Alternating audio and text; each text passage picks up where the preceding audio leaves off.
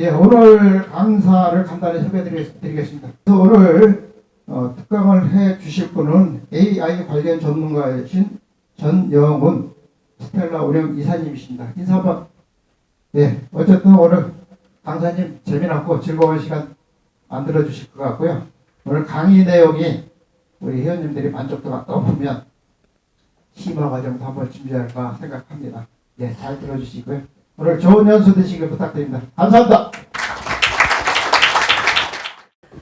오늘 대선배님들 앞에서 인공지능을 내 주머니 속에 라는 주제로 가벼운 인공지능에 대한 강연을 맡게 된 전영훈이라고 합니다. 다시 한번 인사드리겠습니다. 저는 인공지능을 내 주머니 속에 라는 주제로 한번 해보려고 하는데요. 그 전에 제 자기소개를 간단하게 드리겠습니다. 저는 전영훈이라고 하고요.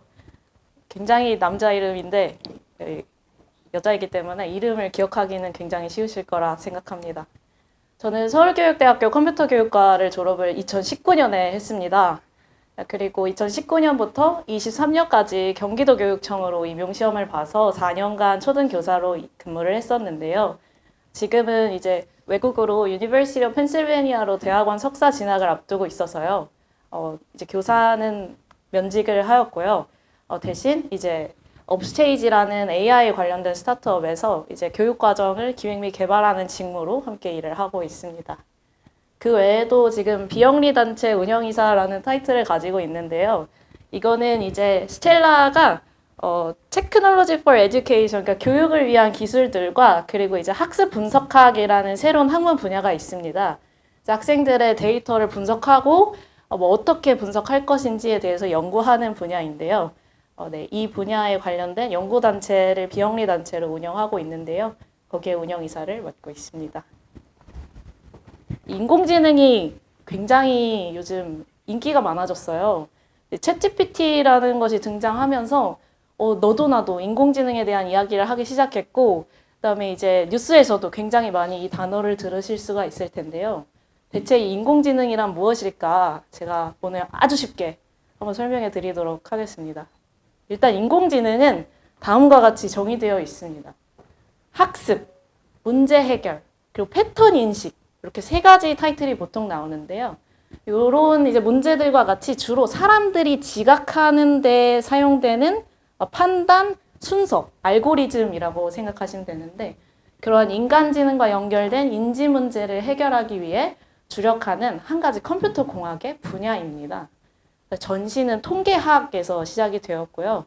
통계학을 넘어서 이제 기계학습이라는 분야가 새로 등장했고, 기계학습 이후에 이제 딥러닝 이라는 분야가 새로 등장을 하면서 인공지능까지 오게 되었습니다. AI 자체가 시작한 것은 사실 굉장히 오래되었어요. 이 분야 치고는 굉장히 오래되었는데요. 2010년도 이후에는 항상 AI가 존재해 왔습니다. 하지만 23년 올해 갑자기 대중들에게 인공지능이 확 퍼지게 된 이유는 이 챗GPT라는 아이의 등장 때문인데요. 그 부분은 일단 인공지능이 무엇인지 조금 이해를 하시고 사용을 해보시면 편하실 것 같아서 일단은 인공지능에 대해서 먼저 말씀을 드리고, 그 다음에 이제 챗GPT를 사용하는 방법에 대해서까지 오늘 말씀을 한번 드리도록 하겠습니다. 핸드폰 다들 갖고 오셨나요? 네, 스마트폰에 카카오톡 깔려 있나요? 네. 깔려있죠. 그것만 있으면 누구나 챗GPT 사용할 수 있습니다. 이제 나중에 알려드리도록 할게요.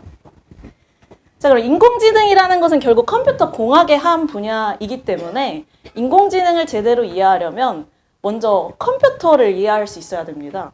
그래서 컴퓨터부터 가보겠습니다. 컴퓨터의 작동 원리는 사실 굉장히 간단합니다. 네, 그냥 많이 쓰시던 계산기와 컴퓨터는 사실 동일한 기계다라고 생각하시면 편해요. 계산기를 저희가 어떻게 사용하죠? 숫자를 이렇게 눌러서 1, 더하기, 2, 는 이렇게 버튼을 누르면 계산기 안에서 덧셈을 해서 화면에 3이라는 숫자를 띄워주죠. 그게 컴퓨터의 작동 원리입니다. 그래서 입력이 있어요. 계산기로 치면 숫자를 입력하겠죠. 그런 입력값이 있고, 그럼 그 안에서 덧셈이든 뺄셈이든 곱셈이든 계산을 계산기가 해내겠죠. 그 과정을 컴퓨터가 사고하는 과정 혹은 처리하는 과정이라고 합니다. 그럼 처리가 끝나고 나면 그 결과를 사용자한테 다시 알려줘야 되죠. 그래서 그 과정을 출력이라고 합니다. 그래서 컴퓨터라는 것은 결국 입력과 처리와 출력을 하는 하나의 기계다, 하나의 계산기다 라고 생각하시면 됩니다. 그래서 어디 가서 컴퓨터가 뭔지 아십니까? 하면 입력과 처리와 출력이 있는 계산기 아닙니까? 하면 네, 개발자들도 다 박수 칠 겁니다. 정답이에요. 입력과 처리와 출력. 근데 이렇게 이제 개념적으로만 보면 조금 무슨 소리지? 할 수 있기 때문에 제가 아주 쉬운 예시를 몇 가지 준비해 왔습니다. 저희가 길을 걷고 있다고 생각해 보겠습니다. 횡단보도 앞에 왔어요. 빨간불이 켜졌습니다. 그럼 어떻게 해야 되죠? 기다려야죠. 네, 맞습니다. 거기서 건너면 안 되죠. 근데 사람은 이 횡단보도 앞에 와서 빨간불을 보면 자연스럽게 멈춰요. 하지만 컴퓨터는 그걸 모릅니다. 그러면 저희가 가르쳐줘야 돼요.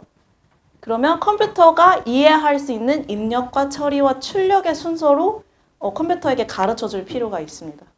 그래서 어떻게 가르쳐줘야 하냐면 첫 번째 입력으로 신호등이 빨간불이 되었다라는 입력값을 받도록 해야 됩니다. 그러니까 빨간색이 보이네? 라는 입력이 있는 거예요. 빨간색이 입력되면 안에서 처리 과정엔 뭐가 필요하냐면 빨간불에선 건너면 안 돼 라는 걸 알려주는 거죠. 빨간불에서 건너면 안 된다는 걸 알고 있는 컴퓨터는 빨간불을 보면 어떤 출력을 하게 되느냐면 건너지 않고 멈춘다 라는 출력을 하게 됩니다. 간단하죠? 네. 물론 이 사람의 언어가 다시 컴퓨터가 이해할 수 있는 언어가 되려면 거기서부터는 좀 복잡해집니다. 근데 그건 사실 일반 사용자는 알 필요가 없고요. 저희가 사용하는 입장에서는 입력과 처리와 출력이 이렇게 되는구나 라고 이해하시면 됩니다. 한 가지 예시를 더 가지고 왔어요. 얘를 날씨에 대한 건데요. 저희가 비가 오면 어떻게 하죠? 네, 감사합니다. 우산을 쓰죠. 컴퓨터는 비가 오면 우산을 쓸까요? 못 쓰겠죠. 네, 그러면 우산을 쓰도록 만들어 주려면 이 입력과 처리와 출력 과정으로 또 명령을 내릴 수 있습니다. 요렇게. 입력 과정에서는 빗방울이 떨어진다라는 걸 입력으로 넣는 거예요. 그래서 너 머리에 차가운 액체가 떨어지면 우산을 쓰면 비를 맞지 않는다라는 사고 과정을 안에 넣어서 우산을 쓰게 만드는 것이 컴퓨터의 작동 원리입니다. 그럼 비가 오는 날에 하늘에서 액체가 떨어지는구나를 입력 값으로 받으면 이게 비라고 판단을 하고 이 비라고 판단된 것에 이 우산을 쓰면 비를 맞지 않는다라는 사고 과정이 컴퓨터에 들어있다면 컴퓨터는 우산을 쓰자라고 이야기를 할 수가 있겠죠. 그래서 이 과정으로 컴퓨터가 흘러간다라고 생각을 하시면 됩니다. 간단한 컴퓨터의 작동 원리였는데 여기까지 괜찮으실까요? 네. 감사합니다. 자, 그러면 인공지능은 무엇이냐? 제가 항상 어딜 가면 항상 하는 말인데요. 인공지능이 사실 이름이 조금 잘못 붙었어요. 그래서 이게 지능이 절대 아니고요. 인공적으로 만들어진 사람하고 똑같이 생각하는 두뇌가 절대 아닙니다. 영화 속에서 상상하시는 감정에 있어가지고 막 스스로 막 독립해서 활동을 하고 그런 인공지능은 세상에 존재하지 않습니다. 물론 워낙 빠르게 바뀌고 있기 때문에 언젠간 생길 수도 있겠지만요. 연구자들은 당장 가까운 미래에는 그런 인공지능은 나타나지 않을 것이다 라고 보고 있습니다. 그 이유는 인공지능의 작동 원리를 보시면 바로 이해가 되실 거예요. 그러면 이 컴퓨터의 작동 원리를 이제 조금 더 세분화해서 인공지능의 작동 원리로 바꿔보겠습니다. 인공지능은 컴퓨터보다 조금 더 복잡한 생각을 할 수 있다라고만 생각하시면 됩니다. 그래서 인공지능은 계산기는 조그맣게 이렇게 손에 들어오잖아요. 근데 컴퓨터는 그거보다 좀 크죠. 그럼 인공지능은 더 복잡한 계산을 해야 되기 때문에 데이터 센터를 짓고 그 안에서 계산기를 사용합니다. 그것도 결국 계산기긴 한데요. 계산기 크기가 건물 한 개, 나라 한 개만해진 것뿐이에요. 그래서 사실상 작동 원리는 같습니다. 어떻게 복잡하게 생각을 하게 되냐면요.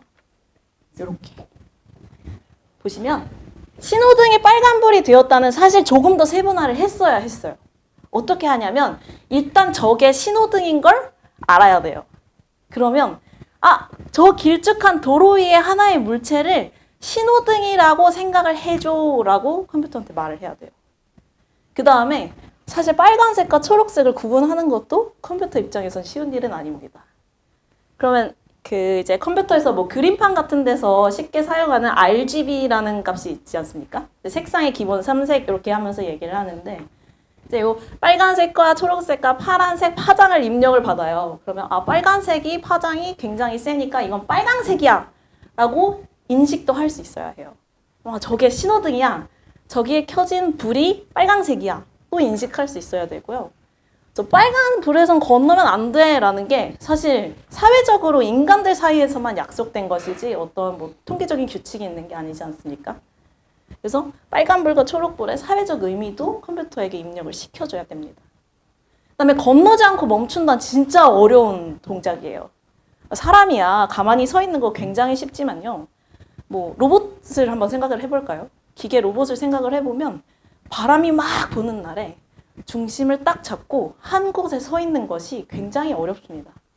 그렇기 때문에 기계에게는 정지 동작을 수행하는 방법도 알려줘야 하고요. 근데 저희가 빨간불이라고 해서 아무데나 멈추면 안 되잖아요. 횡단보도 한가운데서 멈추면 큰일 나겠죠. 그러니까 인도와 차도를 구분할 수도 있어야 됩니다. 그래서 인도에 멈추도록 해야 돼요. 그 다음에 중심을 잡는, 인도는 특히 보도블록이라 좀 울퉁불퉁하겠죠. 그 안에서 좀 중심을 잡도록 코딩을 하는 것도 필요합니다.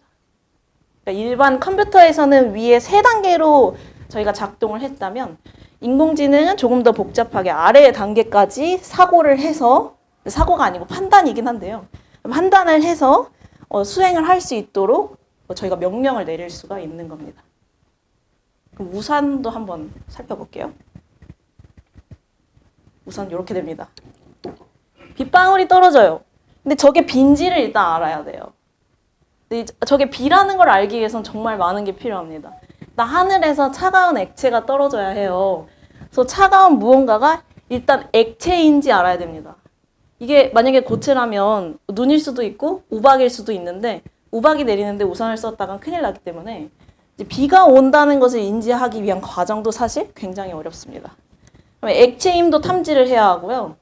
그리고 그 액체가 어디서 오는지도 명확히 판단을 해야 돼요. 사실 건물 밖에서 누가 물을 뿌린 걸 수도 있고 하늘에서 물이 내려오는 걸 수도 있어요. 그래서 그것도 구분을 할 수 있어야 합니다.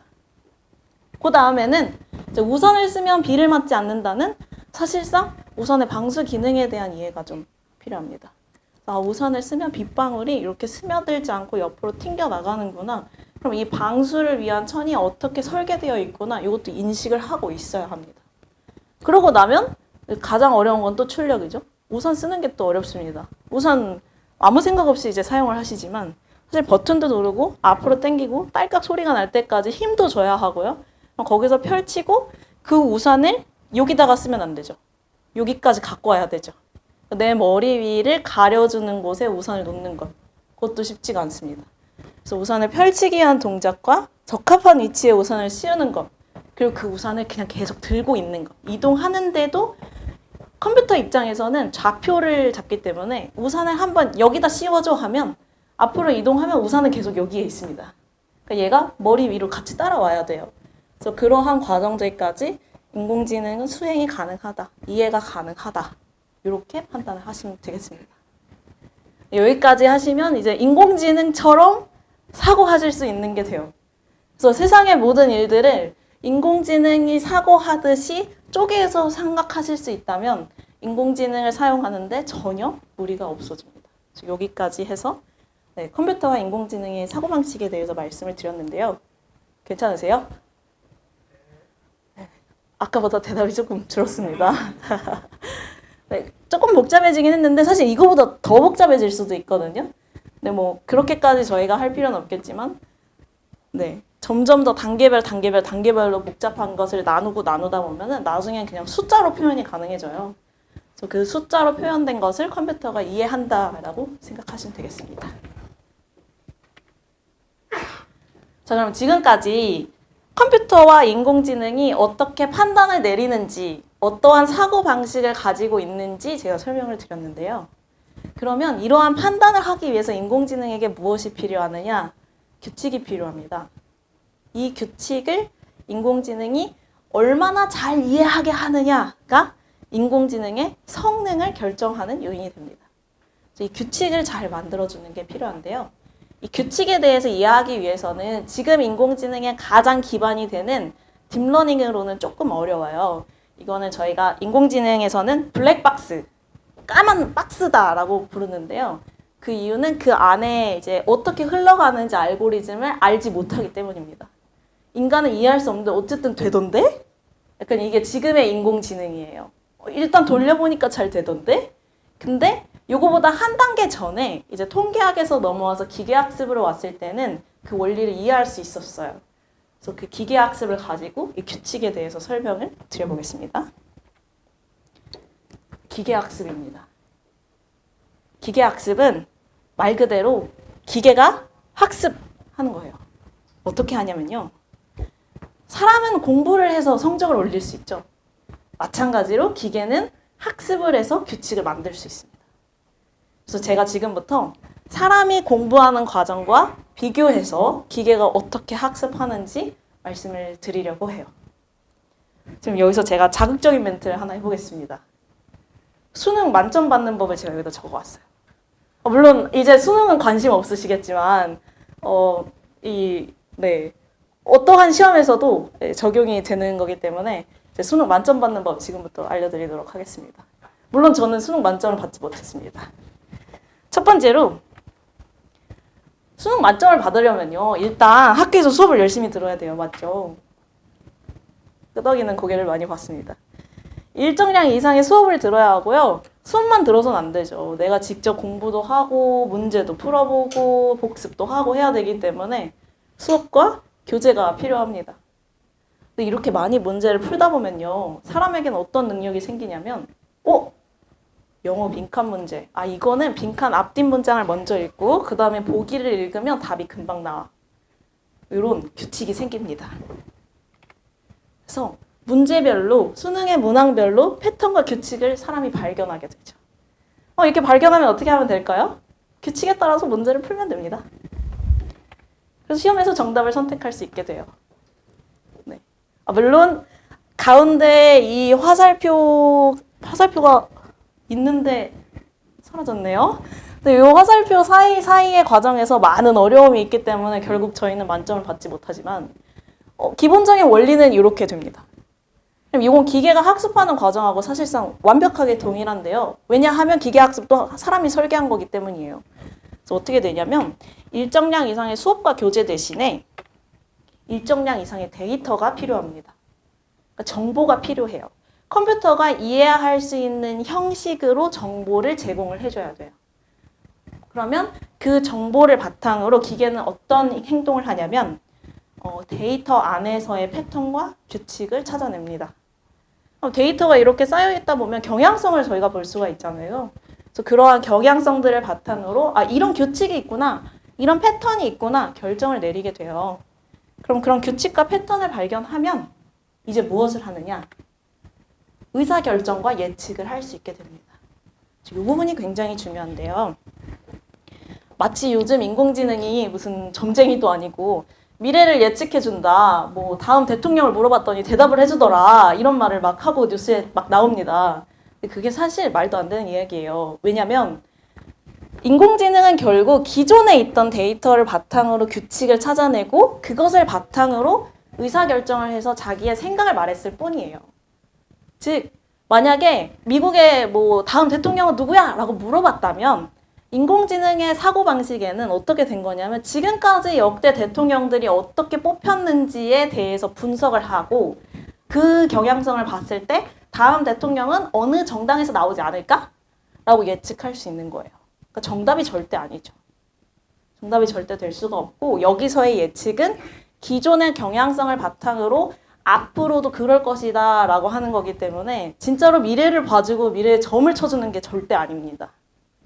그리고 또 한 가지 한계가 여기서 딱 보이실 텐데요. 데이터가 없으면 의사결정을 하지 못합니다. 그러면 만약에 데이터가 지금 2023년이죠. 2019년 것까지밖에 없어. 그러면 인공지능은 2020년부터 23년 동안에 일어난 일은 알지 못해요. 당연한 일입니다. 왜냐하면 데이터가 없기 때문이에요. 무조건 데이터가 있는지부터를 봐야 합니다. 이게 이제 바로 뒤에 나올 이제 챗GPT와 관련돼서 이제 챗GPT에서 이게 문제다라고 이야기되고 있는 것들에 대한 해답이 되는 부분인데요. 그래서 이 데이터와 의사 결정의 과정을 지금 좀 살펴보시면 도움이 되실 겁니다. 또 이렇게 또 어려운 말만 쓸 수는 없기 때문에 제가 이걸 갖고 왔습니다. 또 B예요. 이 강수 데이터가 굉장히 직관적이고 눈으로 보기 쉽기 때문에 인공지능을 이해하는데 가장 효과적인 데이터 중에 하나인데요. 뭐 예를 들어서 이런 데이터가 있다고 쳐볼게요. 전날의 습도가 나와 있고요. 다음날 비가 왔는지 안 왔는지만 체크가 되어 있어요. 그러면 사람이 옛날엔 이걸 봤겠죠? 사람이 이걸 보면은 전날의 습도가 이렇게 되면 다음날 비가 이렇게 됐으니까 요 네모안의 결정을 내립니다. 이것도 하나의 데이터를 본 의사 결정이죠. 지난 1년간 데이터를 살펴보니까 전날 습도가 50% 이상이면 다음날 비가 오는 것 같아 라고 말을 해요. 이게 이제 사람의 의사결정 과정입니다. 그럼 이 데이터가 지난 1년간을 살펴봤으면 많아야 365개겠죠.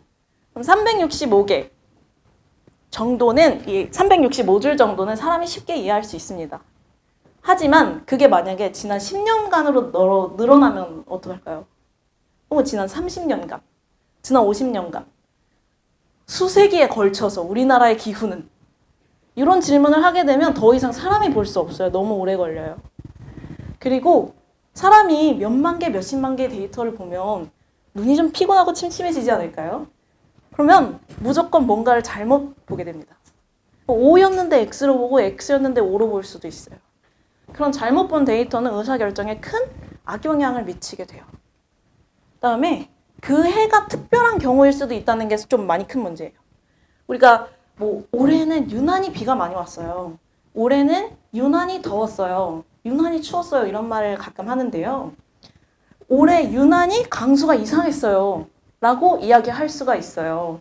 그러면 인간의 이 의사결정은 내년에는 절대 통하지 않는 의사결정이 돼버리죠. 그러면 별로 의미 없는 행동이 돼버리는 거예요. 그리고 다음 해가, 시간은 계속 흐르기 때문에 다음 해가 나오죠. 그러면 계속 새로운 데이터가 나옵니다. 그럼 사람은 자꾸 들어가서 그 데이터를 보고 시간을 또 쏟고 수정을 해야 합니다. 되게 굉장히 비효율적인데요. 이걸 기계가 학습하면 어떻게 되느냐? 이렇게 돼요. 지난 N년간의 데이터, 이 N년은 아무 숫자나 들어갈 수 있습니다. 100이 들어가도 되고요.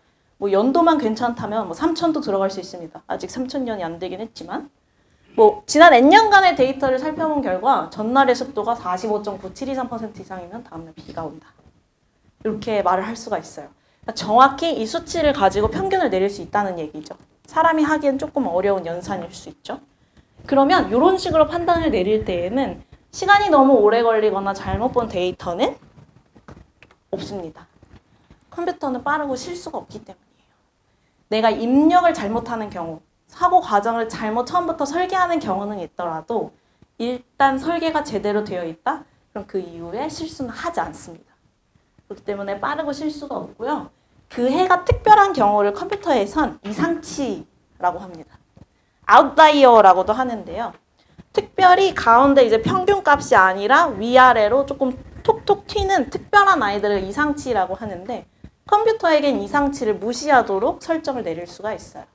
그래서 이상치가 나오기 때문에 이제 올해가 특별한 경우일 경우 그 경우를, 그 케이스를 무시할 수가 있게 되는 거죠. 그다음에 새로운 데이터가 나오면 사람이 들어가지 않아도 돼요. 데이터만 계속 입력된다는 전제하에 항상 자동 업데이트가 가능해서 기계는 굉장히 효율적이다라고 생각하시면 되겠습니다. 여기까지 하면 저희 이론적인 건 다 배웠어요. 힘드셨을 것 같은데 여기까지 해서 기계학습의 이제 이론적인 걸 다 배웠는데 이 알고리즘 자체는 이런 식으로 판단하는 인공지능이 출시한 지는 꽤 됐지만 이게 왜 갑자기 대중들에게 인기를 많이 끌게 되었냐? 이 컴퓨터를 사용하는 방법적인 측면 때문입니다. 컴퓨터는 원래 너무 잘 알고 계시다시피 키보드나 마우스로 입력값을 넣어요. 그럼 본체에서 처리를 하죠. 모니터나 프린터로 결과값을 출력을 해줍니다. 근데 인공지능은 이 사이에 뭐가 꼈냐면 여기 여기 어려운 게 하나 껴버렸어요. 익히 들어서 알고 계시는 프로그래밍이 이 사이에 껴버린 거예요. 그러니까 입력을 넣었는데 옛날 같으면 타자를 치면 바로 그냥 컴퓨터가 알아들을 수 있었는데 이젠 컴퓨터가 알아듣게 하는 과정, 컴퓨터가 사고하는 과정까지 내가 입력을 해줘버려야 되는 거예요. 그래서 여기 부분이 너무 어려워져서 이 부분을 처리하는 개발자라는 새로운 직군이 나오게 된 거고요. 그래서 이 부분을 일반 이제 관련이 없는 분들은 사용하기가 너무 어렵다 보니까 인공지능이 아무리 발전을 하더라도 대중들에겐 뭐 알파고 아니야? 여기서 멈추게 된 거죠. 그런데 뭐가 등장했느냐? 쉽게 사용하고 싶다는 욕구를 받아들여 이게 등장해 버렸습니다. 혹시 본 적 있으실까요? 본 적이 있으신 분들도 있으시고 아직 처음 보시는 분도 있으실 수 있는데요. 이 챗 GPT는 아까 봤던 그 프로그래밍 단계에서 무엇을 사용했느냐? GPT를 사용했어요. 그래서 챗 GPT입니다. 챗은 떠드는 거죠. 근데 이게 챗봇의 챗인데요. 그러니까 즉 내가 기계하고 채팅을 할 수 있게 된 거예요. 그래서 채팅을 통해서 바로 답변을 얻을 수 있게 됐으니까 사람 입장에서는 그냥 카톡 누르면 답변 오듯이 답변이 오니까 너무 편해진 거죠, 인공지능이. 근데 이 인공지능이 뭐를 바탕으로 사고를 하느냐? GPT를 바탕으로 사고를 합니다. 근데 이 GPT, 챗 GPT에 쓰인 GPT는요, 버전이 3.5예요. 그리고 현재 4까지 나와 있습니다. 그 말은 즉슨 1도 있고 2도 있었겠죠. 그러니까 1도 있고 2도 있었어요. 그때도 성능은 굉장히 좋았어요. 하지만 그때는 대중들에게 알려지지 않았는데 3이 지나고 3을 바탕으로 우리 챗봇으로 만들어 볼까? 라는 오픈 AI 회사, 이걸 만든 오픈 AI 회사가 이거 챗봇을 만들면 잘 될 것 같은데 라는 아이디어를 넣어서 3.5를 가지고 챗 GPT를 만들면서 인공지능이 대중에게 확 뿌려지게 되었습니다. 기억을 하고 계실지 모르겠는데 그쵸. 이거 사용을 해보시면 무슨 소린지 이제 알게 되실 거예요. 그래서 아까 제가 그러면 일단 뒤로 넘어가서 다시 설명드리겠습니다. 요 챗 GPT가 등장을 해서 뭐가 바뀌었냐면요. 여러분들이 인터넷을 사용하실 때 검색창에 검색을 하시면 밑에 결과가 나왔죠. 그 중에서 선택을 해서 내가 원하는 결과를 찾아서 보셨죠. 그게 기존의 검색입니다. 이렇게 네이버에다가 인공지능이란 물어보고 검색을 누르면 이렇게 결과가 나왔어요. 그러면 이 중에서 내 생각에는 이게 내가 원하는 정보인 것 같아 하면 이걸 클릭해서 들어가서 보면 내가 원하는 정보일 수도 있고 아닐 수도 있습니다. 그렇죠? 특히 강남 맛집 이런 거 치면 광고일 수도 있고 진짜 맛집을 소개한 글일 수도 있어요. 그런데 이 검색이 어떻게 바뀌었냐면 이렇게 바뀌어버렸어요, 요즘. 이게 무슨 소리냐? 내가 그냥 챗 GPT라는 네이버랑 같은 사이트라고 생각하시면 돼요. 챗 GPT라는 사이트에 들어가서 인공지능이 뭐야? 라고 물어봤더니 인공지능은 하고 답변이 나와요. 그 외에 아무것도 나오지 않습니다. 이렇게 나와버린 거예요. 이러니까 사람들이 인공지능 쓸만한데? 라는 생각을 하게 된 거죠. 근데 이 사이에 그 수많은 연산들이 지금까지 말씀드렸던 기존의 데이터를 바탕으로 규칙을 찾아내고 그 안에서 의사결정을 하고 예측을 하고 등등의 과정은 사람 눈에는 하나도 안 보이는 거예요. 건드릴 필요도 없죠. 하나도 안 보이고 그냥 바로 결과를 알려주니까 너무 쓰기 편해졌죠. 그래서 이 챗 GPT가 굉장히 선풍적인 인기를 끕니다. 제가 여기 일부러 예시는 되게 쉬운 걸 넣어놨는데요. 인공지능이 뭐야? 이게 아니고 이런 것도 가능해요. 내가 챗 GPT에 대해서 1시간 동안 강연을 할 건데 10대 학생들이 알아듣기 쉽게 PPT 10장만 만들어줘. 이런 만들어줍니다. 같은 원리예요, 이거랑. 질의응답과 같은 원리예요. 내가 사람이 어떻게든 대답할 수 있는 거라면 인공지능도 어떻게든 대답할 수 있습니다. 아니면 내가 요즘 다이어트를 해야 되는데 내가 지금 키가 몇, 몸무게가 몇, BMI가 몇인데 나는 고기 중에선 닭고기를 좋아하거든. 그래서 닭고기를 기반으로 한 일일 칼로리 몇 이하의 식단을 일주일치만 작성해줘. 근데 난 불은 사용하고 싶지 않아. 쉽게 만들 수 있는 걸로 해줘 라고 쓰면 그 식단이 나와요. 그 사람들이 너무 쓰기 편해졌으니까 아, 인공지능 진짜 사고를 할 수 있는 거 아니야? 얘네 진짜 생각하는 거 아니야? 라고 좀 신나게 받아들인 부분이 있죠. 하지만 그거 역시 다 기존에 원래 있었던 정보들을 바탕으로 잘 조합해서 만든 것일 뿐입니다. 그래서 챗 GPT는 2021년 정보까지밖에 없어요. 2022년에 한국의 대통령이 누구야? 라고 하면 몰라요. 나중에 넣어보시면 알 텐데 모릅니다. 전 이상한 소리를 해요. 근데 몰라요라는 단어를 하지 않게 되어 있기 때문에 설계가 그냥 거짓말을 해버리는 거예요. 이거 인공지능에서는 환영을 일으켰다라고 하는데요. 네, 환상을 일으켰다 이런 식으로 말을 해요. 거짓말을 한다 이렇게 쉽게 말을 하는데 이렇게 결과를 받아요.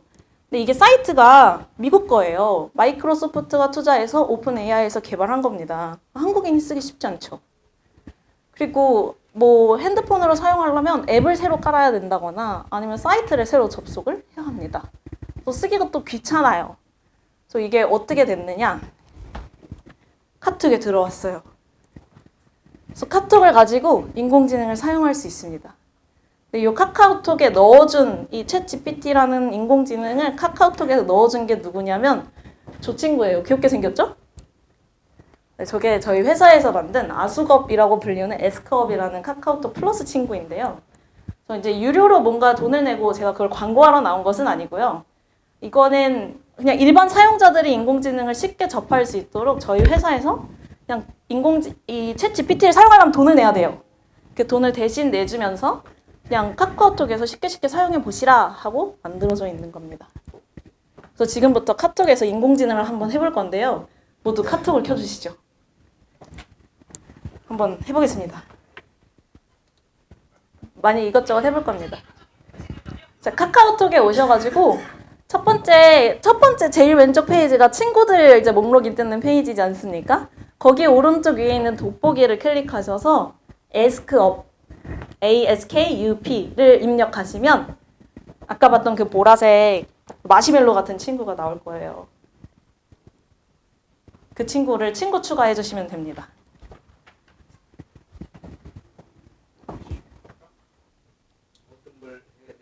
제가 가볼게요.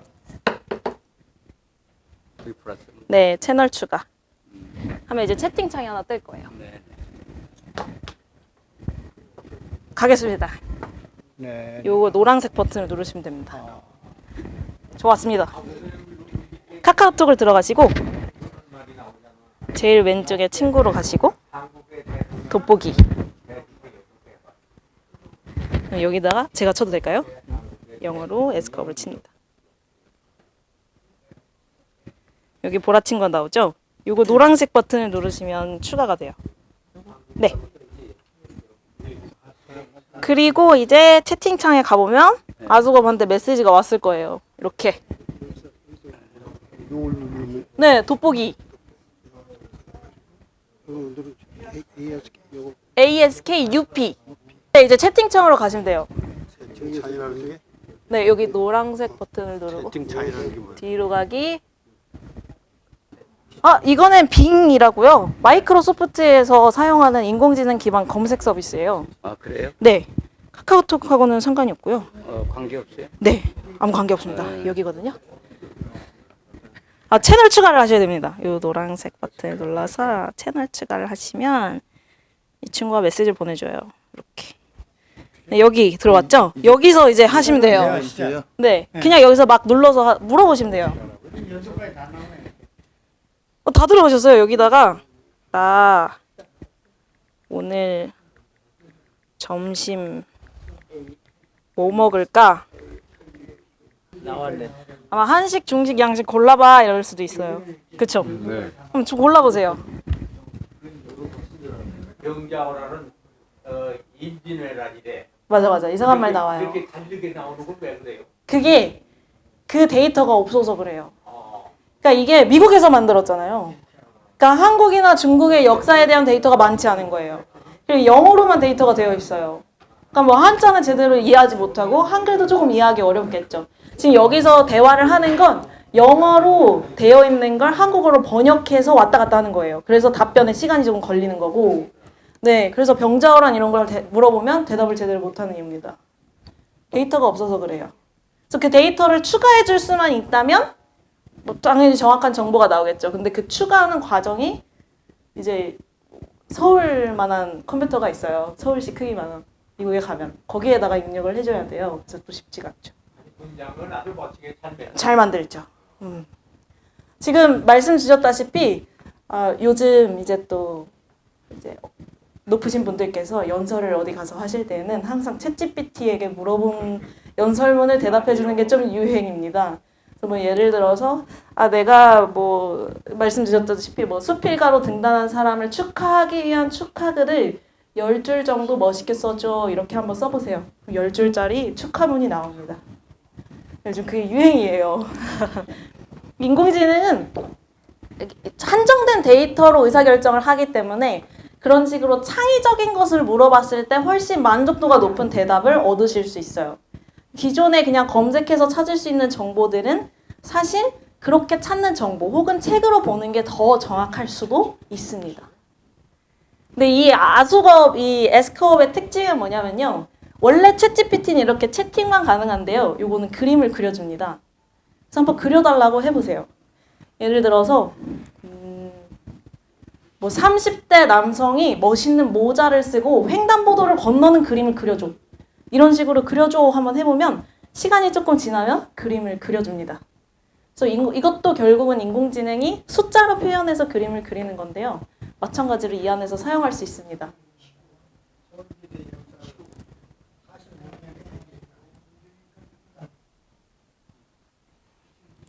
네, 그래서 여기서 나오는 정보들이 뭐 과거의 정보들이 좀 잘못된 게 있다면 이게 멍청한 거 아니야? 뭐 거짓말 치는 거 아니야? 이게 아니고 거기 데이터가 없구나. 이렇게 말씀하시면 굉장히 이제 인공지능에 대해서 잘 이해하고 계신 것으로 볼 수 있습니다.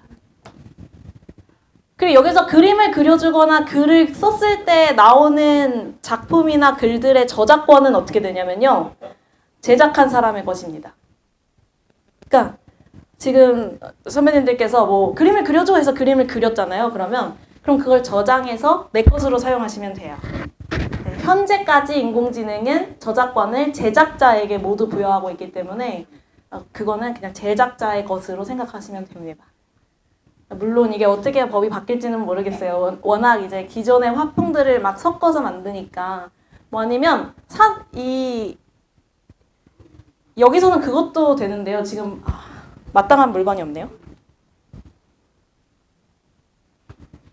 혹시 글씨가 써져 있는 종이가 있으신 분들은 그걸 사진을 찍어서 한번 넣어보세요. 그럼 그 글씨를 다 텍스트로 읽어줍니다. 네, 사진에 들어있는 글씨를 전부 읽어줘요. 네, 영어, 일본어, 중국어, 한국어 읽어줍니다. 네. 그래서 그런 걸 많이들 하세요. 그 물건을 사면 뒤에 이제 상품 표기가 있잖아요. 나 땅콩 알러지 있는데 하고선 사진을 찰칵 찍어서 올리고 나 이거 먹어도 돼? 하면 거기 안에 글씨를 다 읽어서 땅콩이 있는지 없는지 땅콩 주의 알러지 표시가 있는지 없는지를 판단을 해서 먹어도 됩니다. 안 됩니다. 이렇게 알려줄 수도 있습니다. 다만 사진 속에 글자 수가 너무 많으면 인식이 안 될 수 있기 때문에 적당한 글자 수가 있는 것으로 사용해 보시는 것을 악보는 지금 안 됩니다. 네, 악보가 생각보다 굉장히 어려운 정보예요. 악보는 지금은 안 되고 글씨는 가능합니다. 글씨는 언어와 상관없이 가능해서 해외여행 같은 데 가셔서 간판 찍어서 이거 뭐라는 거야? 물어봐도 이 친구가 알려줄 수 있어요. 요거는 이제 저희 회사에서 예시 질문으로 올려둔 것들인데요. 뭐 이런 것도 가능해요. 나를 위로해줘. 오늘 무리한 요구를 하는 고객들을 만나 정말 힘들었어. 이러면 위로의 말을 또 열심히 써줍니다. 뭐 그런 것도 가능하고요. 뭐 육아가 요즘 사실 굉장히 이제 핫 키워드인데요. 뭐 예를 들어서 아이의 숙제가 너무 어려워졌을 때 아이들에게 알려주려고 삼투압 현상에 대해서 8살이 이해할 수 있도록 쉽고 간단하게 설명해줘. 이러면 8살이 이해할 수 있는 언어로 이제 됩니다. 네, 원래 인공지능 알고리즘 자체로는 답변을 안 하는 건 없는데요.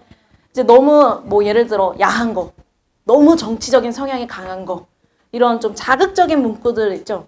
그거는 이제 이 서비스를 제공하는 회사가 한번 필터링을 거치는 거예요. 이런 건 얘기하지 마. 막아줘. 이렇게. 그래서 그런 건 안 나옵니다.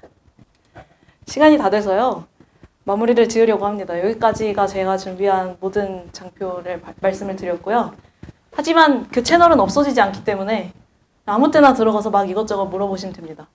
네, 항상 주의해야 하는 것을 제가 다시 한 번만 말씀을 드릴게요. 이 인공지능이 조금 이런 부분에 있어서 위험한데, 일단은 첫 번째로 제일 중요한 것, 절대 맹신하시면 안 됩니다. 네, 거짓말을 해요. 근데 이거는 기존의 데이터를 바탕으로 하는 판단이기 때문에 저희도 잘못 판단할 수 있잖아요. 똑같아요. 그래서 거짓말 하기 때문에 절대 맹신하시면 안 되고요. 두 번째로 2021년 이후는 모른다. 23년도 날씨 모른다. 대충 6월이니까 여름 날씨 아무거나 말해주는 거예요. 그래서 뭐 22년도 우리나라에 뭐 무슨 뭐 이슈가 있었나 몰라요. 그리고 데이터를 바탕으로 판단하는 건데 그 데이터가 미국 거예요. 그러니까 한국의 과거나 역사나 이런 건 또 모를 수가 있어요. 그래서 독도는 누구 땅이야 이러면 그게 또 한창 이슈가 됐습니다. 근데 이거 절대 맹신하면 안 되고 그들이 갖고 있는 데이터가 그거밖에 없구나라고 판단을 하시면 되는 거예요. 그리고 제일 마지막으로 거기서 만든 글, 소설, 뭐 수필, 그림 전부 다 본인 소유다. 본인 소유다. 내 거다. 이렇게 알고 가시면 되겠습니다. 네. 예, 지금 전 선생님이 네네. 지금 소속된 회사의 그 S컵을 소개해 주셨잖아요. 네네. 그 챗봇의 종류가 지금 어떤 것들이 있는지, 네. 그 중에 가장 아픈 것들은 어떤 것들이 네네. 궁금합니다. 챗봇은 한 개밖에 없어요. 말씀드렸던 요거. 챗 GPT라는 챗봇 한 개밖에 없는 거예요. 근데 저 챗 GPT를 카카오톡에 불러와서 그냥 사용을 했을 뿐입니다. 그러니까 S컵은 어떤 서비스가 아니고요. 그냥 사용할 수 있는 하나의 창구를 하나 뚫어드린 것 뿐이에요. 방금 뒤에서 말씀해 주셨는데 리튼이라는 또 우리나라의 스타트업이 있습니다. 거기서도 비슷한 카카오톡 채널을 냈는데요. 그런 식으로 사용 창구를 뚫어줬을 뿐이에요. 그 일본이나 이런 데서 많이 사용하는 라인에도 비슷한 서비스가 있습니다. 거기도 한 500만 이상의 사용자를 모집했다고 하는데요. 근데 전부 다 결국은 이거예요. 뭔가를 새로 만든 것은 아닙니다. 이거를 카톡에서 사용할 수 있게 하고 다른 데서 사용할 수 있게 하고 그냥 그렇게 바뀌어 있는 것 뿐입니다. 저거 하나예요. 그리고 저건 어때요? 바드. 바드는 감사합니다. 이게 오픈 AI라는 회사에서 만들었잖아요. 근데 오픈 AI가 이걸 만들려면 제가 말씀드렸다시피 서울시 크기만한 컴퓨터가 필요해요. 근데 스타트업이 그만한 크기의 컴퓨터를 살 수가 있을까요? 그러니까 투자를 받아야 되죠. 누가 투자를 해줬냐? 마이크로소프트가 해줬습니다. 그래서 마이크로소프트가 이거를 투자를 굉장히 크게 했기 때문에 거의 공동 소유하고 있는 물건이에요. 이것 때문에 검색이 완전 바뀌었죠. 검색이 완전 바뀌니까 구글 어떻게 해요? 매일 하루가 다르게 점유율이 10%씩 20%씩 떨어집니다. 그러니까 어떻게 큰일 났다 싶죠. 그래서 나온 게 구글에서 만든 비슷한 서비스인 바드입니다. 네, 그래서 바드가 그렇게 나오게 됐어요. 사실 바드도 이 챗 GPT처럼 먼저 개발이 되어 있는 상태였어요. 근데 구글 입장에서는 원래 기존의 검색 점유율을 완전 다 전 세계를 장악하고 있었으니까 거기서 얻는 수익이 어마무시했거든요. 그걸 포기하고 이 챗 GPT 검색 패러다임으로 넘어가는데 좀 두려움을 느꼈다고 해요. 근데 그것 때문에 고민하는 사이에 MS가 확 치고 들어온 거죠.